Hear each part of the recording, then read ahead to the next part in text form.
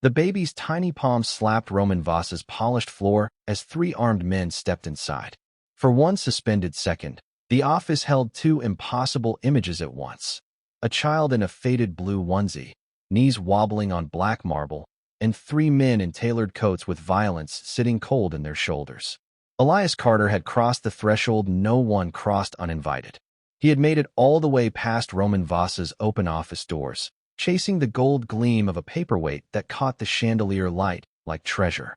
Behind him, Naomi Carter stood frozen in the hallway, one hand still gripping a silver serving tray, the other stretched forward too late. Her breath caught so sharply it hurt. The room smelled of leather, gun oil, and the faint clean powder on her son's skin. Roman had been standing behind his desk, reviewing shipping ledgers that could move millions or bury men. He looked up expecting interruption. What he saw instead was a one-year-old boy crawling straight into the center of his power, as if fear had no language yet. Then the elevator at the far end clicked open.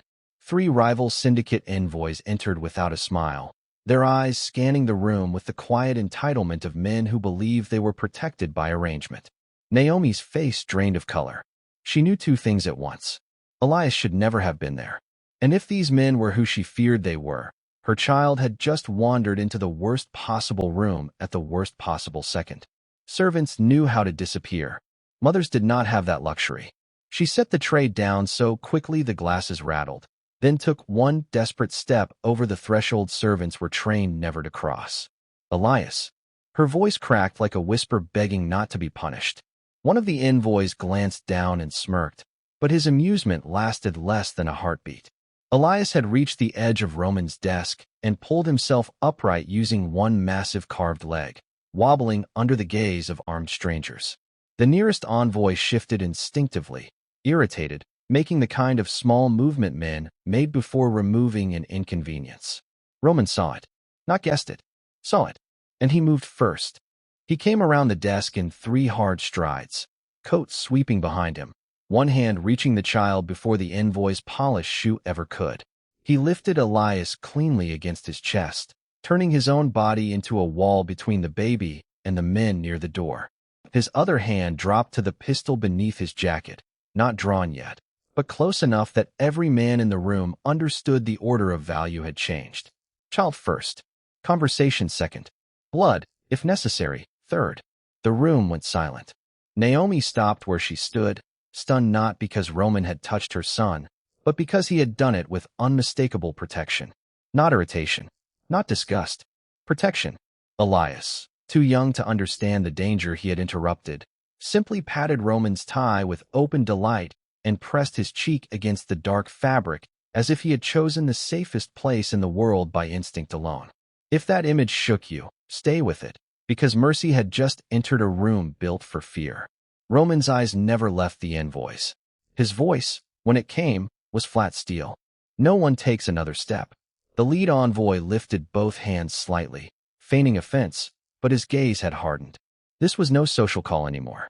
Roman had made that clear with one decision, and everyone in the office understood the insult hidden inside it. He had not resumed business.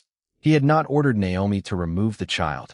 He had claimed the child's safety as his priority in front of outside men. In Roman's world, that meant exposure. Preference. A line drawn. Naomi saw the danger of that before anyone said it aloud. Her son was no longer just where he should not be. He had been seen in Roman's arms. That could cost more than her job. The grandfather clock in the hallway gave a single heavy chime, and every servant within earshot seemed to hear it as a warning. Silver trays paused in midair. Mops stopped on marble. In the space between one breath and the next, the story had changed inside the Voss estate. A baby had crossed a forbidden floor, and Roman Voss had not punished the mother. Worse for Naomi Carter, he had done something far more dangerous than cruelty. He had shown preference. Whispers traveled faster than footsteps in a house built on obedience. Among the 12 Voss estate servants, no one spoke loudly, but all of them looked. Not at Roman. At Naomi. At Elias Carter asleep against her shoulder now, one tiny fist curled near her collar as if he had never wandered into the most feared office in the house. Their stares carried the kind of judgment poor women recognized before words formed. Carelessness, weakness, trouble. Naomi felt all of it land on her skin while she stood near the service corridor, waiting for someone to tell her whether she still had work or whether she had just lost the only roof she could afford.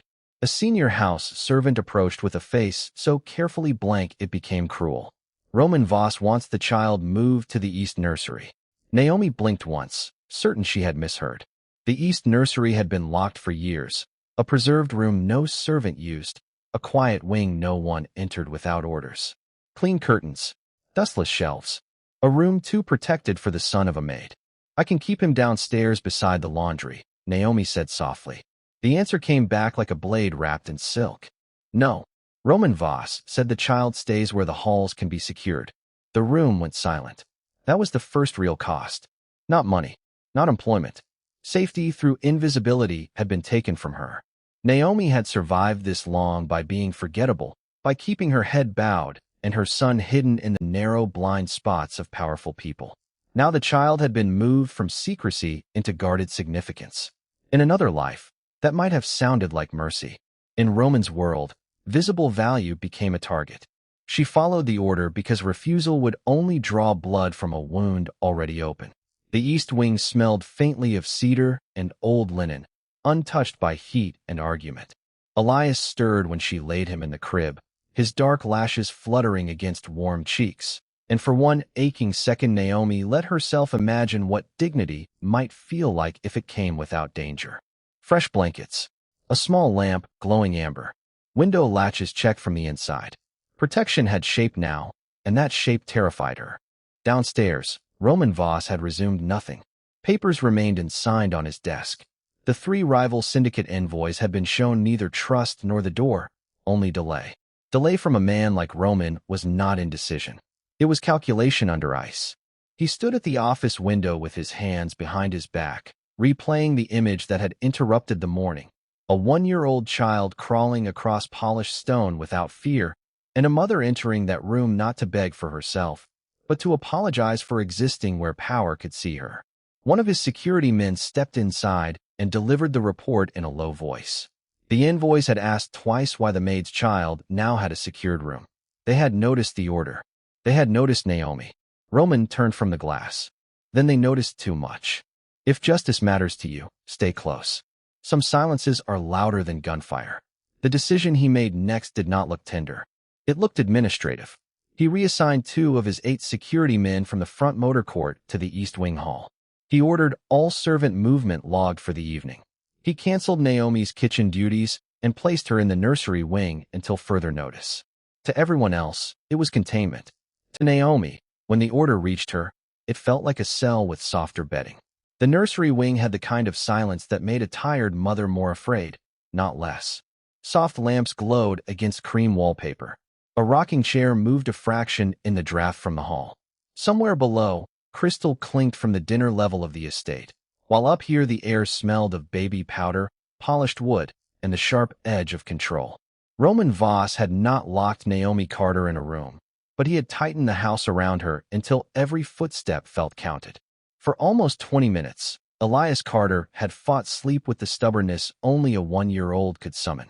He had pressed his cheek against Naomi's collarbone, gone limp, then suddenly twisted free again to chase the shine of a brass button on a folded blanket chest.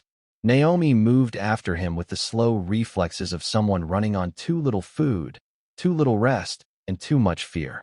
Her eyes kept drifting to the open nursery door, where 2 of Roman Voss's security men crossed the hall at measured intervals, boots soft on runner carpet, hands near concealed weapons. Then a call bell rang from the service wall. Just one note. Short. Ordinary. One of the 12 Voss estate servants appeared at the threshold, face tight, apron dusted with flour. A linen cart had overturned near the east stairs. The housekeeper wanted the nursery inventory sheet immediately.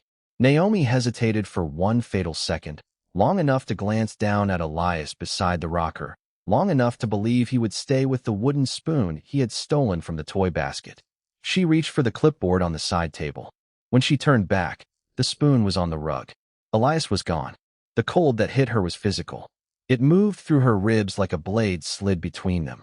Naomi dropped the clipboard and ran into the corridor, first looking left toward the nursery bath, then right toward the stair landing. One security man barked a question. She did not answer. Her breath came shallow and fast as she searched behind a velvet bench, under a side table, around the carved banister posts where a child might wedge himself for a game no adult could afford to treat like one. No cry answered her. That was worse. The east wing sat over the oldest section of the estate, where the hall widened before narrowing toward Roman Voss's private office suite. Few servants were permitted there without summons. Tonight the corridor lights were lower than usual, each brass sconce burning in amber pools over dark paneling. At the far end, beyond a half-open inner door that should have been sealed, Naomi saw something small and pale move over the black and white marble. A baby's hand. Her legs nearly gave out beneath her. Inside, the room felt colder than the hallway. Roman Voss stood at the center of it in a charcoal suit, one hand braced on the edge of a massive desk. 3 folders lay open beneath the green-shaded lamp, along with printed bank records, a photograph, and a silver flash drive no servant in the house should ever have seen. Around him were 4 of his 8 security men, arranged in a hard semicircle, shoulders squared, attention fixed on the evidence of disloyalty spread across the desk like a quiet execution waiting for permission. And at Roman Voss's polished shoes, Elias Carter crawled forward with cheerful determination, slapping one palm against the marble, then the other, heading straight for the dangerous stillness no one in the house dared disturb. Naomi stopped in the doorway as if the air itself had struck her. "Don't touch anything," one security man snapped. But Elias already had. Tiny fingers closed around the corner of a photograph and dragged it halfway off the desk's lower shelf where one page had slipped. The paper fluttered to the floor. One of the armed men moved on instinct. Naomi moved faster. She dropped to her knees, slid over the marble, and gathered Elias against her chest just as the photograph brushed the toe of Roman Voss's shoe. The photograph stopped against polished leather, its edge trembling on black marble, as if the whole room had forgotten how to breathe. Light from the floor-to-ceiling windows struck the silver frame of Roman Voss's desk and turned the office cold, almost surgical. Naomi Carter stayed on her knees, Elias Carter pressed tight against her chest, waiting for the blast everyone expected. Around them, the air held that dangerous stillness that came only before punishment. Nothing came. Roman Voss did not bark. He did not rise. He did not reach for the child who had crossed the one boundary no one in the estate survived crossing. Instead, he stared at Elias with an expression so brief and so naked that even the walls seemed unprepared for it. His hand, still resting near the arm of his chair, tightened once. Then it went still. One of Roman Voss's security men shifted his weight. Another took half a step forward, ready to drag Naomi out by the arm. Among the 12, Voss estate servants gathered near the far wall. A few lowered their eyes, already mourning what they thought would happen next. No one spoke. The silence itself became the scene. Naomi looked up despite herself. She had seen anger all morning. She had seen contempt, irritation, and that razor-flat authority men used when they wanted fear to do their work for them. But this was different. What crossed Roman Voss's face was not softness. It was worse. It looked like recognition. The kind that came uninvited. The kind that hurt. Elias, unaware of any law he had broken, let out a small breath and patted the air with one open hand. Roman Voss froze. His eyes dropped, not to Naomi, but to the baby's fingers. The room went colder. A security man finally broke. "Boss, give the order." No answer. The page on the floor had turned over now, revealing only the back of an old photograph, the corner bent from years of being handled. Naomi saw Roman Voss notice it. She also saw something pass through him like a knife under the ribs. He rose so suddenly that several servants flinched. "Leave the child alone." The sentence landed flat and hard. No shouting. No rage. Just command. Every man in the room obeyed it before his mind had time to question why. Naomi stared, Elias still tucked against her shoulder. Her heart pounded so hard she could feel it in her throat. This was not mercy. Mercy made sense. This felt stranger than cruelty because it had no shape yet. It had opened a door she could not read. Then the office doors swung inward. Boots hit the marble in quick, deliberate rhythm. 3 men entered under escort, each dressed too well for servants and too calmly for guests. Their coats still held the wet sheen of outside air. Behind them, Two of Roman Voss's security men moved in tight formation, weapons visible now rather than hidden. The atmosphere shifted all at once, from private scandal to public risk. One envoy's gaze dropped immediately to Naomi on the floor, to the baby in her arms, and then lifted to Roman Voss with thinly veiled interest. He had come expecting power. Instead, he had walked in on hesitation. That was worse. Roman Voss understood it in a heartbeat. Whatever had shaken him was now exposed in front of outside eyes tied to betrayal, and weakness in a room like this could cost more than dignity. It could redraw loyalties. It could invite blood. Naomi saw the calculation harden behind his face like ice sealing over dark water. "Why is there a maid in your office?" one envoy asked, almost smiling. Roman Voss did not look at him. His attention stayed on Naomi for one measured second, then on Elias, whose cheek rested against his mother's shoulder as if none of this belonged to him. When Roman Voss finally spoke, his voice carried to every corner of the room. "No one touches Naomi Carter. No one removes the child." Shock moved through the servants first, then through the armed men. Silence hit the office like a locked vault. Even the rain tapping the tall windows seemed to pull back, as if the storm itself understood that something irreversible had just been spoken in that room of dark wood, polished steel, and blood-earned authority. Naomi Carter stood frozen with Elias Carter against her chest, her fingers trembling around the child's small back. Across from her, the three rival syndicate envoys exchanged quick glances, no longer amused, no longer certain they understood the rules of the house they had entered. Roman Voss did not raise his voice again. He did not need to. The command had already landed.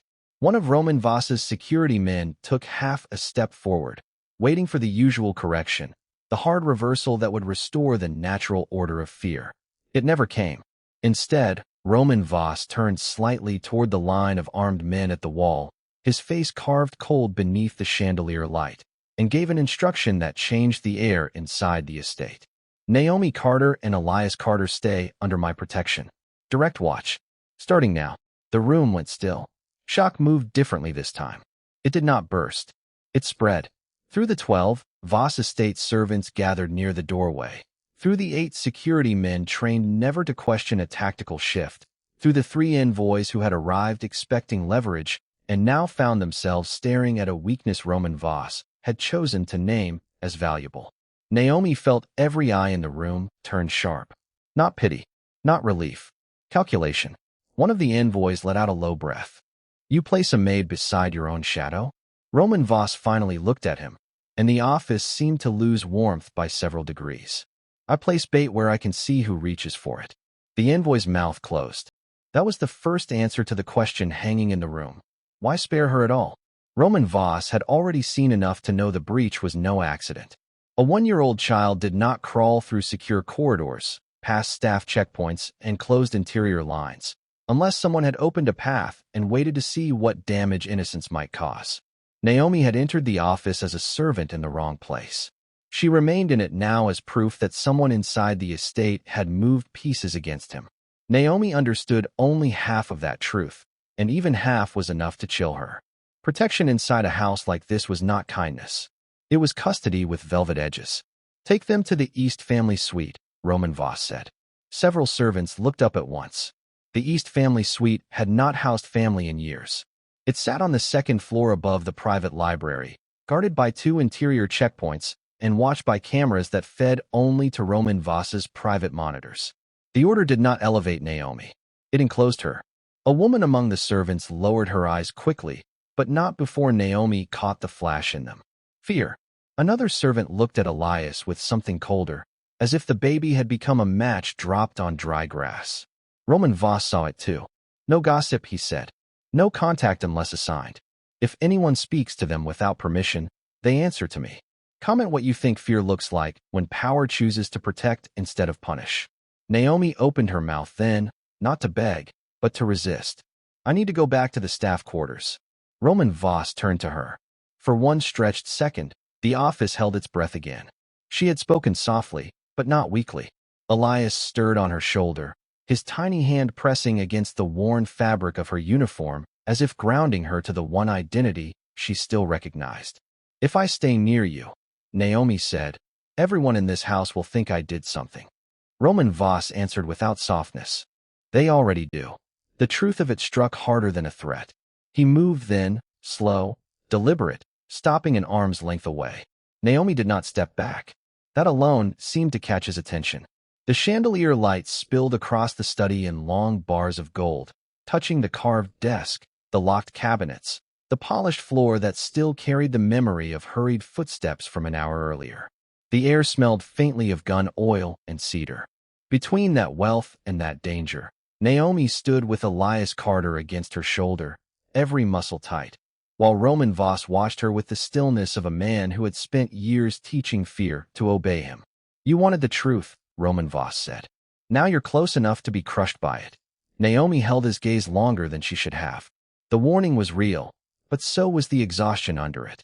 In the silence, Elias shifted and let out a sleepy breath against her neck. That tiny sound did something strange to the room. It cut through the steel in Roman Voss's face, if only for a second. Then Naomi saw it. Not on the desk. Not in the weapons case half hidden behind the paneled wall. On the bookshelf, tucked between ledgers and legal files, sat a small wooden horse with one chipped wheel.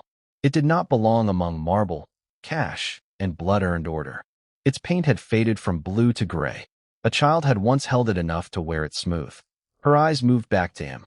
That was your child's, she said quietly. Roman Voss froze mid-breath. The room went so silent that even the ticking clock over the fireplace sounded intrusive. His expression did not collapse. Men like him did not break where anyone could see. But something old and brutal passed behind his eyes, something deeper than anger. Yes, he said at last. Only one word, but it landed with the weight of a confession. Naomi did not speak again right away. She had spent her life learning when silence protected more than questions. Elias reached one hand out toward the shelf, toward the wooden horse, toward the wound neither of them had named. Roman Voss looked at the baby's open fingers and then away, like the sight itself was too sharp. He never made it to 2, Roman Voss said, his voice lower now. That was years ago. A fever. By the time the doctor arrived, there was nothing left to save. The words were plain, stripped bare. That made them worse. Naomi felt her suspicion bend, not disappear. Mercy from a man like Roman Voss had not come from nowhere. It had been dragged from grief and buried there until Elias stumbled into it with crawling knees and a child's unknowing trust. For the first time, she understood that Roman Voss had not spared her because he was gentle. He had spared her because something dead in him had recognized what she was trying to keep alive. But understanding was not trust. A soft knock came at the study door. One of the Voss estate's servants entered only after Roman Voss gave a curt nod. The woman carried fresh towels, though none had been requested. Her eyes went first to Naomi, then to Elias, then flicked to Roman Voss too quickly to be innocent. Naomi noticed because mothers notice what danger looks at first. Leave them there, Roman Voss said. The servant obeyed, but as she turned, a folded slip of paper fell from beneath the towels and skidded across the floorboards. Nobody moved for half a second. Then Naomi did. Balancing Elias with one arm, she bent and caught the note before the servant could recover it. Roman Voss's gaze snapped to the woman. She stopped where she was, face draining of color. Read it, Roman Voss said. Naomi unfolded the paper. The handwriting was rushed, jagged. Only one sentence. Keep the baby near him. He softens when the child is in the room. Cold rushed down Naomi's spine so fast it felt like ice water under her skin. The servant began shaking. I didn't write it. I swear. It was given to me for the laundry room. I was told to pass it along and say nothing. By who? Roman Voss asked. The servant's lips trembled so hard the words almost broke apart before they left her mouth. Marta from the kitchen passage, she whispered, staring at the floor as if it might open and swallow her. She said it came from the linen shelves. She said not to ask questions. The office air turned heavy at once, thick with cigar smoke, polished wood, and the metallic pressure that always seemed to gather around Roman Voss when betrayal moved too close. Naomi Carter felt Elias Carter tighten against her chest, his tiny fingers curling into the fabric of her uniform as if his body sensed danger before the adults gave it a name. Roman Voss did not raise his voice. That was worse.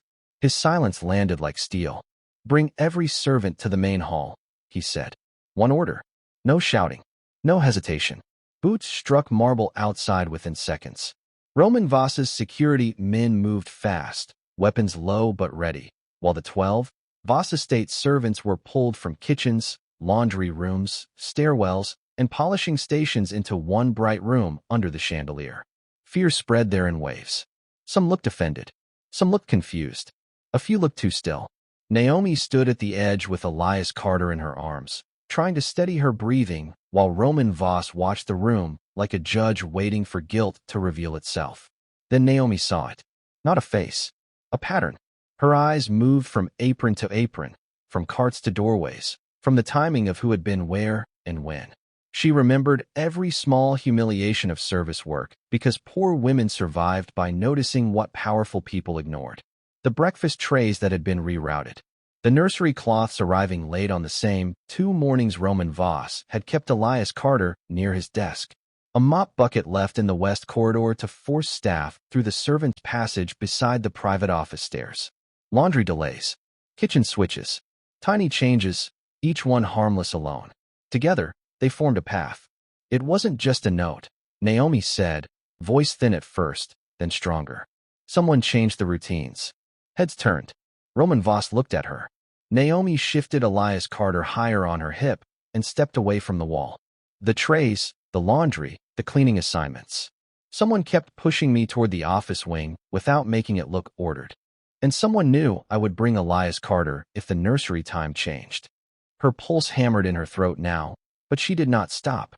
The message used the baby because it knew no one would suspect a mother trying to keep her child close. The room went silent. A servant near the back bolted. Chaos snapped open in an instant. A silver tray crashed. One of Roman Voss's security men lunged. Another servant screamed. The fleeing figure shoved through the side door leading toward the servants' quarters, and that was when the first shot tore through the air from somewhere unseen inside the corridor wall. Plaster burst. Glass exploded. Elias Carter cried out, shrill and terrified, and Naomi dropped low on instinct, shielding his head with her hand. Not outside. Inside the estate. The attack had already been planted. Roman Voss drew his gun and moved forward, but Naomi grabbed his sleeve before he could bark the order that lived in his bones.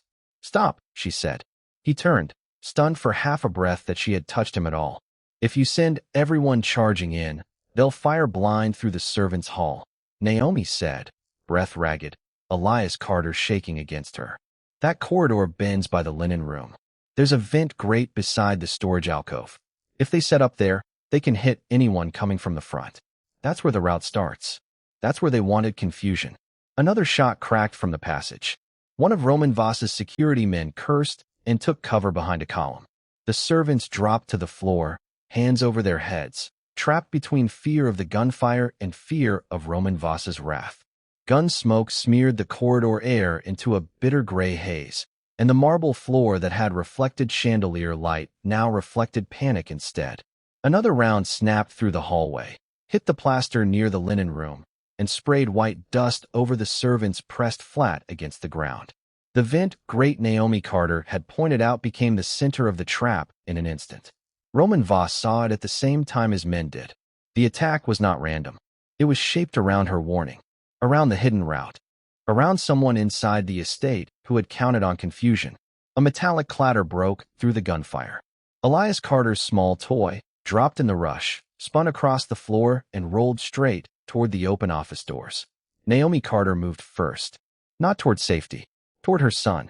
She lunged from behind the column, one hand skidding over marble, the other reaching through drifting dust as another shot cracked from the alcove near the vent. Roman Voss swore under his breath and surged after her, faster than any man built on command had a right to move. One of Roman Voss's security men fired toward the grate. Another dragged 2 servants deeper into cover. The hallway erupted in short commands, ricochets, and the dry scream of splintering wood. Then a new sound cut through all of it.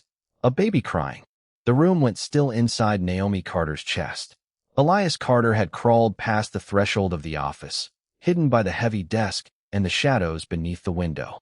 She saw only a small hand, trembling, and the edge of his blanket. 3 rival syndicate envoys stepped from the adjoining chamber they had used as concealment, weapons raised, calm in the middle of the chaos they had built. They had not come merely to kill. They had come to force a choice. One of them kicked the office door wider. "Drop the gun," he said to Roman Voss, "or the child dies first." Roman Voss did not lower his weapon. Cold light caught the side of his face, turning him almost to stone, but Naomi Carter was close enough to see what no one else in the corridor could. Not fear for himself. Something more dangerous. Fear of becoming the man they expected him to be. The envoy smiled like he already knew the answer. "You keep your empire," he said. "You give us the maid and the baby. We walk out, and your men live. Or you choose mercy, protect them, and your own house learns you can be bled." Naomi Carter stared at Roman Voss, breath shallow, knees bruised against the marble. She understood the cruelty of it at once. This was no hostage bargain. It was a public verdict. If he handed her over, fear would remain his law. If he refused, every servant, every guard, every enemy would know the untouchable Roman Voss had chosen a helpless mother and her child over power. One of the 12 servants began to sob quietly. Roman Voss's grip tightened. For one suspended second, the entire estate seemed to listen. Then Elias Carter crawled farther from the desk, tears on his cheeks, reaching not for Naomi Carter, but toward Roman Voss with the blind trust only a child could give. Small fingers opened and closed in the smoky air. Something old and buried shifted behind Roman Voss's eyes. He holstered the gun. Gasps moved through the corridor like a wind. One of Roman Voss's security men looked stunned. The rival syndicate envoy straightened, surprised but not yet afraid. Naomi Carter froze, unable to believe what she had just seen. A man who had ruled by steel had put it away while death was looking straight at him. "Take me if you think that buys you power," Roman Voss said, voice low and lethal. "But no one touches them." The nearest envoy laughed and stepped in, meaning to seize the moment, meaning to turn mercy into defeat. Naomi Carter acted before he reached the child.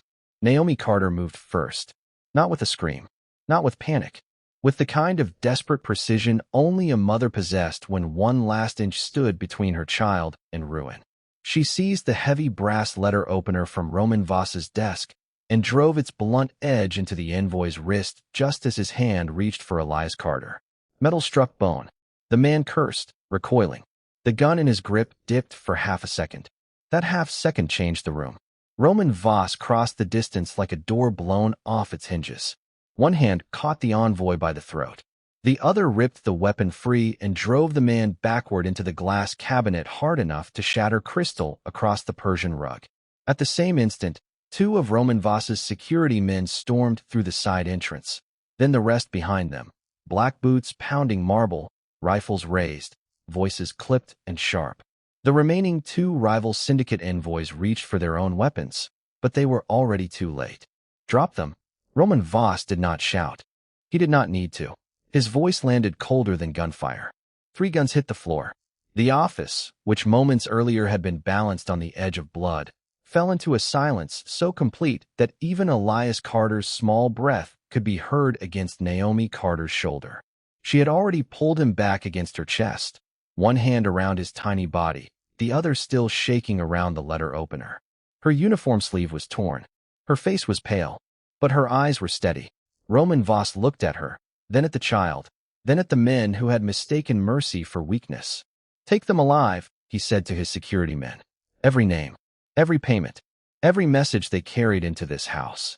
The envoys were forced to their knees and restrained. One of them, the one Naomi Carter had stopped, spat blood onto the floor and laughed through broken breath. "All this," he said, glancing at Naomi Carter with contempt, "for a maid and her baby?" Roman Voss turned to him slowly. "No," he said, "for the law you fools forgot." He stepped closer, shoes crunching over shattered crystal. "In this house, no one buys safety by sacrificing the innocent." The envoy's smile died first. Then the rest of him seemed to collapse inward, as if he had finally understood the measure of the man before him. Not a ruler protecting property, a man judging what he had once allowed himself to become. Roman Voss gave one final order, and it was not the order anyone expected. "Call all 12 servants to the East Hall," he said. Now, minutes later, the estate stood under a strange, trembling stillness. The 12 Voss estate servants gathered beneath the long chandelier. their faces tight with confusion, fear, and exhaustion. The 8 security men lined the walls. The 3 bound envoys were forced to kneel where everyone could see them.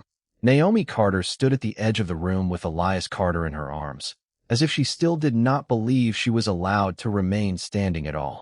Roman Voss entered with no weapon in his hands. That was the first shock.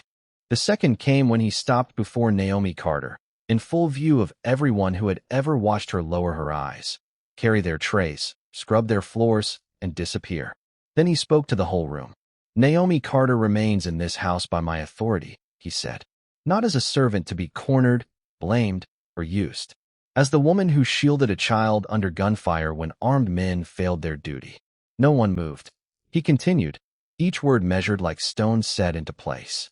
"Elias Carter will be provided a nursery beside the South Wing family quarters, a full-time nurse when Naomi Carter requests one, and protection equal to my own household. Naomi Carter will no longer work the servant rotation. She will oversee the interior staff schedule and answer directly to me on household matters affecting safety.